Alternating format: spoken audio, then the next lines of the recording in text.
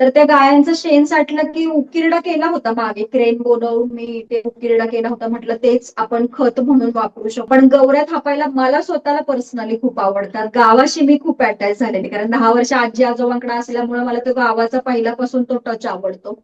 आणि ती गव्हाणे आजी म्हणून होती, फुल अशी कासुटा बिसुटा नेसून, म्हणजे ती पहिल्यापासून. ती किती थकली अगं, नंतर इतकी थकली होती तरी सुद्धा ती, तिला म्हणायची स्टाईल म्हणून गाऊन घाल ग, तरी नाहीच तिने शेवटपर्यंत तिने कासोटा काढायचं सोडलं नाही. त्या आजीला ना मी गौऱ्या थापायला लावायची, तर ती कंटाळा करायची, म्हणे अगं कशाला गौऱ्या, कशाला लागतात. मी म्हणायची थाप ग, आपल्यालाच होतील ते, चुलीला वगैरे अशा होतील, कधी गॅस संपला इमर्जन्सीला आपल्याला हे होतील. तर म्हणून तिला जबरदस्तीने मी ते आपले तिच्या बरोबर मी पण थापू लागायची. तिला ना हाय शुगर होती, तिला 2दा मी वरती नेलेली, खाली खेचून आणलेली. खूप हट्टी होती, बिना शुगरचा चहा प्यायला सांगायची तर मुद्दाम हाताने असा पाडायचा. मग दे अगं, जाऊ दे, ताईला नको सांगू, मग मला साखरेचा चहा दे.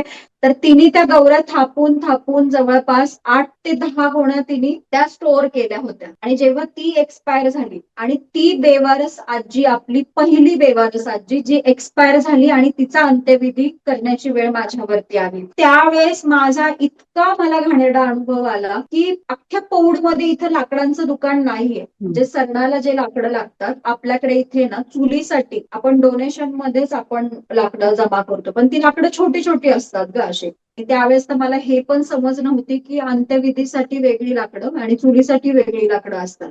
त्यातल्या त्यात लाकडं सेमच असतात, त्यातल्या त्यात मोठे ओंडके बघून ते सॉर्टिंग करायचं असतं.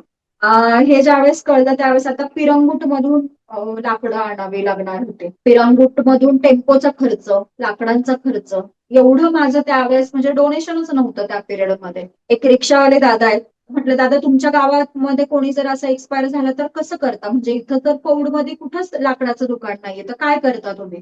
त्यांच्या तोंडून असं आलं की गौऱ्या घरोघरी आम्ही मागतो, म्हणजे सगळेजण ट्रॅक्टर मध्ये टाकतात आणि मग त्या गौऱ्या ज्या साठतात त्याच्यावरती आम्ही सरळ म्हणजे अंत्यविधी करतो. हे कळालं त्यावेळेस, म्हटलं अरे आपल्याकडे पण गौऱ्या आहेत, आजीने थापलेल्या असतील. मग त्या गौऱ्या ज्या होत्या त्या मी काढल्या सगळ्या, त्याच रिक्षामध्ये टाकल्या आणि स्मशानभूमी गाठली.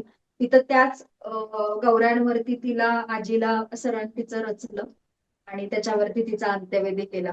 म्हणजे ती माझ्यासाठी खूप म्हणजे हार्ट टचिंग होती ती गोष्ट. आणि म्हणजे तुला आता ते कसं तरी वाटायला लागलं एकदम. पण बघ ना, म्हणजे तिने स्वतःच्या स्वतःचीच, म्हणजे सरणाची तिला तयारी.